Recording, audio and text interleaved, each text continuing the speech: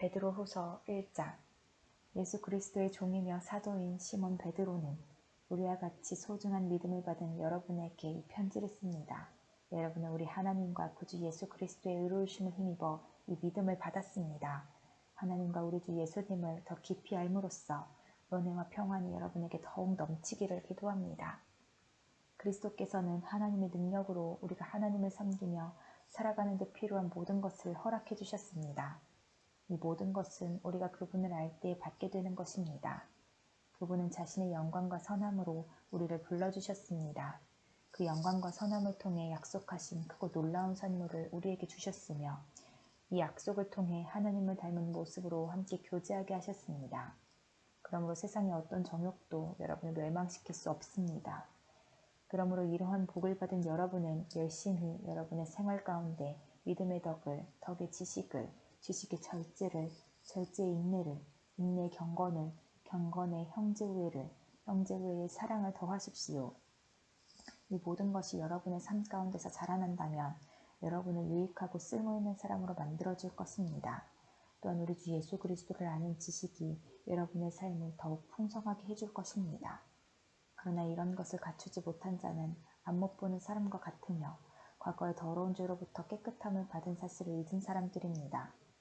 형제 여러분, 하나님께서는 여러분을 부르시고 하나님의 백성으로 선택하셨습니다.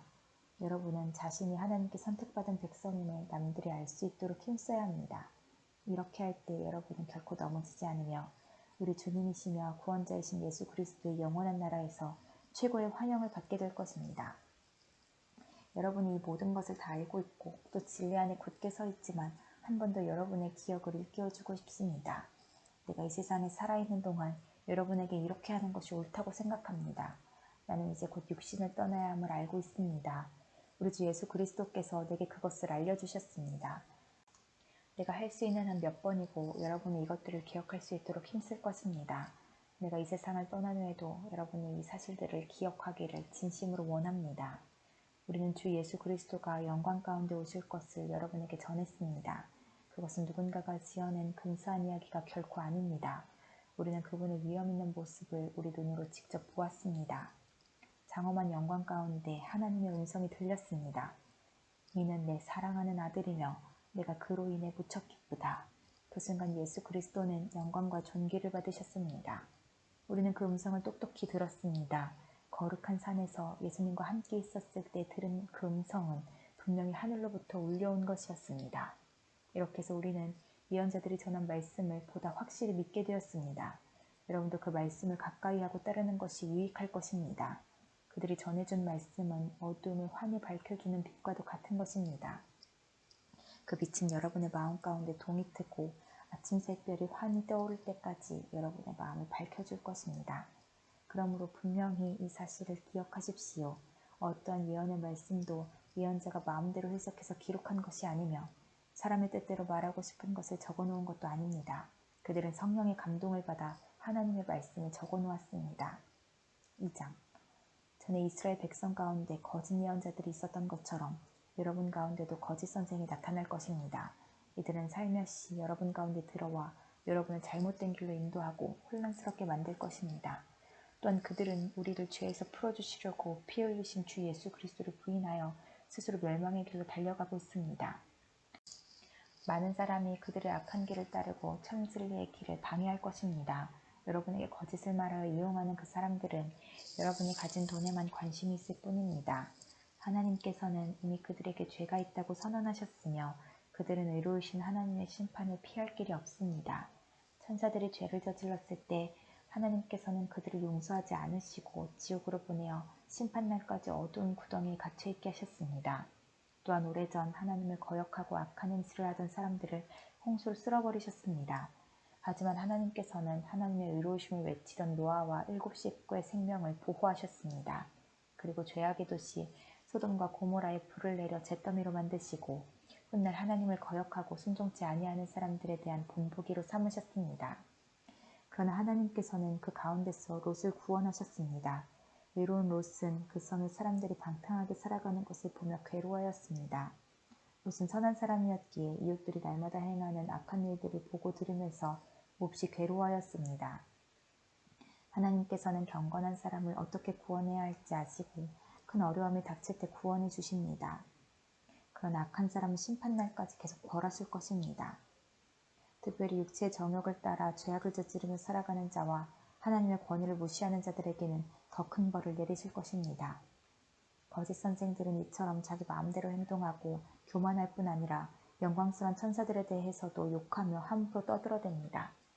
그러나 하늘에 있는 천사들은 그들보다 더 큰 힘과 능력을 가졌지만 하나님 앞에서 그들을 헐뜯거나 욕하지 않습니다. 이 거짓 선생들은 알지도 못하면서 욕하고 떠들어댑니다. 이들은 잡혀 죽기 위해 태어난 생각 없는 짐승 같아서 결국 멸망하고 말 것입니다. 많은 사람들을 괴롭혔으니 그들 자신이 고통받는 것은 당연합니다. 그들이 한 것에 대한 대가를 치러야 하는 것입니다. 그들은 드러내놓고 악한 일을 행하며 쾌락을 추구합니다. 그들은 여러분 가운데 끼어있는 더러운 티와 같아서 함께 먹는 자리에서 여러분에게 불명예와 부끄러움을 가져다 줄 것입니다. 그들은 여자를 볼 때마다 나쁜 마음을 품으며 그러한 행위를 멈추지 않습니다. 약한 자들을 꿰어 죄의 올가미 가운데 빠뜨리고 자기 욕심만 채우도록 부추깁니다. 하나님께서는 이들을 분명히 벌하실 것입니다. 옳은 길을 버리고 잘못된 길에 빠진 이들은 발람의 길을 그대로 밟고 있습니다. 부올의 아들 발람은 나쁜 방법으로 얻은 재물에 눈이 어두워져 있었습니다. 그러나 발람은 자기가 저지른 죄 때문에 꾸지람을 받았습니다. 나귀는 말 못하는 짐승이었지만 사람의 소리로 말하여 이 예언자의 미친 행동을 막은 것입니다. 또한 이들은 물 없는 샘이나 마찬가지이며 바람이 부는 대로 밀려다니는 구름과도 같습니다. 그들이 갈 곳은 캄캄하고 어두운 구덩이뿐입니다. 그들은 헛된 말로 자랑하며 잘못된 길에서 겨우 빠져나온 사람들을 악한 욕망으로 꿰어 다시 죄 가운데로 끌고 들어가려 합니다. 그들은 자유를 주겠다고 약속하지만 사실 그들 자신들조차 자유하지 못하고 멸망의 종이 되어 있습니다. 사람은 누구든지 자신이 지배당하는 것에 종이 되기 마련입니다. 우리 구주 예수 그리스도를 알고 세상의 죄악에서 해방된 사람이 다시 그 악한 생활로 되돌아가 세상죄에 끌려다닌다면 그 상태는 이전보다도 훨씬 나쁠 것입니다. 차라리 바른 길을 모르는 게 더 낫지 않겠습니까? 바른 길을 알면서도 자신들이 받은 거룩한 가르침을 내팽개쳐버린다면 오히려 그 길을 알지 못하는 편이 낫습니다. 개는 토한 것을 다시 먹고 돼지는 씻은 후에 다시 진흙탕에서 뒹군다라는 속담이 그들에게 들어맞는 것입니다. 3장. 사랑하는 여러분, 지금 나는 여러분에게 두 번째 편지를 쓰고 있습니다. 이 편지들이 여러분의 정직하고 진실한 마음을 일깨우는 데 도움이 되었으면 좋겠습니다. 옛날 거룩한 예언자들이 전한 말씀과 구주 되신 우리 주님께서 사도들을 통해 우리에게 주신 명령을 기억하기 바랍니다. 마지막 때에 어떤 일이 일어날지 분명히 아십시오. 사람들이 자기들 하고 싶은 대로 악한 일을 하며 여러분을 비웃을 것입니다. 그들은 다시 온다고 약속한 예수는 도대체 어디 있습니까? 우리 조상들은 죽었고 이 세상은 창조된 후로 달라진 게 없지 않습니까? 라고 말할 것입니다. 그들은 옛적에 하나님께서 말씀으로 하늘과 땅을 지으시고 또한 땅이 물에서 나와 물로 이루어진 것을 일부러 잊으려고 합니다. 그 후 하나님께서 세상을 홍수로 멸하셨습니다. 또한 동일한 하나님의 말씀이 지금 이 세상의 하늘과 땅을 지키고 있습니다. 우리가 살고 있는 이 세상은 불로 멸망당할 것인데 마지막 심판날에 하나님을 믿지 않고 거역한 사람들과 함께 멸망될 것입니다. 그러나 사랑하는 여러분, 이 한 가지만은 잊지 마십시오. 주님께는 하루가 천년 같고 천년이 하루와도 같습니다. 우리 주님은 하시기로 약속하신 것을 뒤로 미루시는 분이 아닙니다.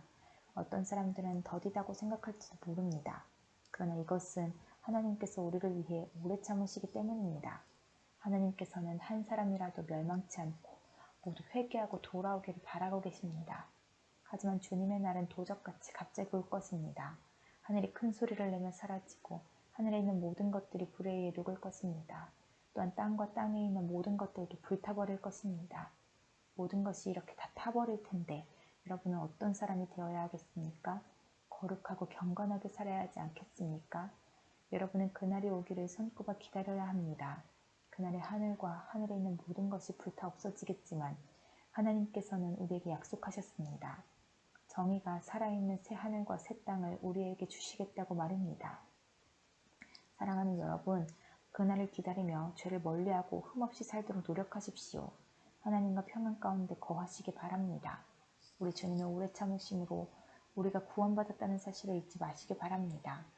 사랑하는 형제 바울도 하나님께 받은 지혜로 이와 같은 편지를 여러분에게 보냈습니다. 바울이 그의 편지 가운데 이 모든 것을 써놓았습니다. 그 편지 가운데 이해하기 힘든 부분이 조금 있어 몇몇 사람들이 그것을 잘못 설명하기도 하였습니다. 무식하고 믿음이 약한 사람들은 다른 성경도 잘못 해석합니다. 그러나 이것은 그들에게 스스로 멸망을 불러들일 뿐입니다. 사랑하는 여러분, 이제 이 모든 것을 알았으니 부디 조심하십시오. 악한 자들의 꾀임에 빠져 잘못된 길에 들어서지 말며 굳건한 믿음에서 떨어지지 않도록 주의하십시오. 오직 우리 구주 예수 그리스도를 아는 지식과 그의 은혜 가운데 자라나기를 빕니다. 이제부터 영원까지 주님께 영광이 있기를 바랍니다. 아멘.